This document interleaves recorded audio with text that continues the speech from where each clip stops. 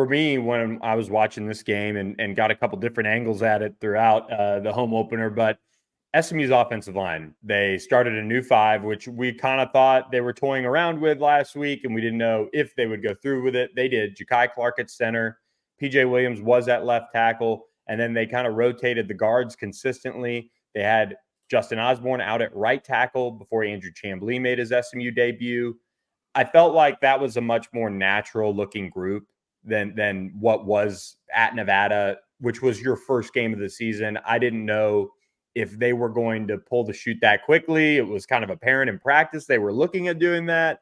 But I felt like for me, the offensive line was the biggest takeaway. Still things to clean up, like you said in your notes when we were trading them before the show. But I feel like the offensive line was probably one of the bigger positives in a sense, because not only did they keep Preston Stone, Kevin Jennings, Keldrick Luster clean, they rushed for well over 300 yards. Right, you said it. 369 rushing yards, 6.8 yards per rush. Was really happy to see that. I thought Savion Byrd coming in at left guard, Ja'Kai Clark at center, and J.O. out at right tackle. I think they all looked pretty natural at those spots. I think J.O. especially, that was an impressive showing for him as what really is a shorter tackle for this league.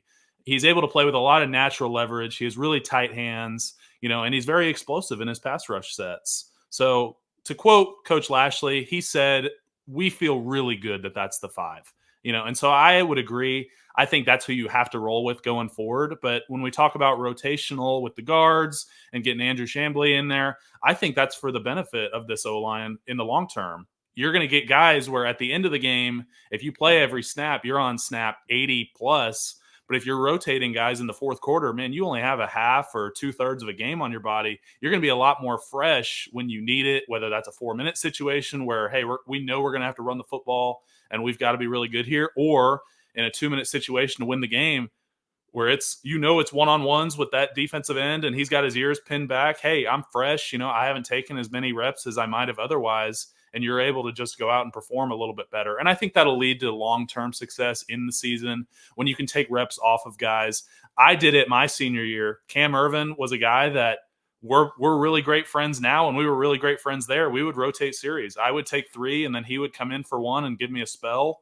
And I would be able to be fresher later in the series and then later in the season, which really played to my benefit. And for me, watching Savion Byrd, I thought he was one of the more impressive players. Didn't play week 1 or game 1, was back in action in week 1, game 2. And he kind of displayed a little bit of an edge. He kind of had that ticked off mentality that as a former blue chip player, you kind of hoped, would come along. And again, it's consistency for Savion. I think that's the biggest thing for him. And, I was really impressed with what he brought to the table. And I think this new look line gives SMU so many different options at the guard position. Getting Andrew Chamblee back does, give them somebody with length, starting experience, SEC all freshman, all of those things at tackle. And when you pair that with Justin Osborne, and even if Chamblee can, spell PJ at times, then you're looking at that guard rotation, which is really solid.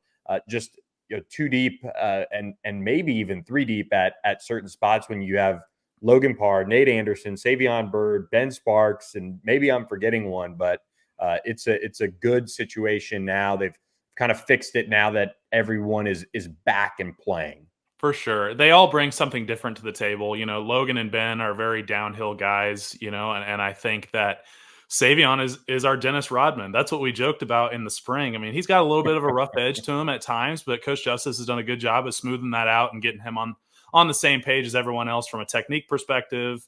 We're able to get his feet corrected. He played at some tackle and some guard at Oklahoma. So we were just trying to find a spot for him. But he's one of those guys, you just got to let him go to work, man. He's such a freak athlete that he's going to be able to go out and get it done. It just might be a little unorthodox at times. And if we can pair his athleticism with great technique, he's going to be a great offensive lineman for us. I thought we also looked really good in short yardage in the goal line situations. Yeah, I think the short yardage has probably been one of the bigger takeaways for me during the course of the early part of the season. I mean, Nevada was much better, and they showed that by beating Troy over the weekend than people give them credit for. But Houston Christian, you would hope that they would be rolling in the short yardage. I felt like those situations, the first 2 games, have been really good for SMU. They've been kind of a mixed bag here and there. You almost like last year, it was like, all right, well, Tyler Veen, you got to come in and you got to get 3rd and 1, 4th and 1, whatever it is.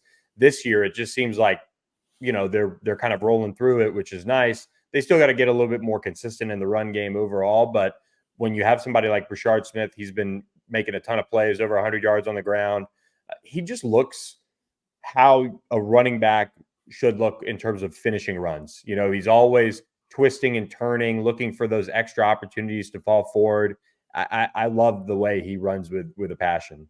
For sure. Burchard, it takes multiple guys to bring him down, which has been really fun to watch. During the game, one of my notes I wrote down is, man, it seems like he gets 5+ every time he touches the ball, and Yeah. he was over 10 a carry this past game, which was really fun to watch. Going back to your short yardage and red zone, just something I want to talk about. We have to be able to run the football in the red zone. It is really hard to throw the football in the red zone because your field shrinks. Your safeties are going to be a lot lower than when you are out in the open field. Your linebackers are going to be closest to your deepest routes, at least closer than they would be otherwise. And so for you to be able to run the ball and keep them balanced, that's what we're really going to have to do, especially when, it gets to crunch time against a big opponent later in the season where we need it to possibly get some kind of conference championship berth or something like that, because that's what we're all hoping for, right? But I think that as long as we're able to keep doing that, we're going to be able to have a lot of success in the game.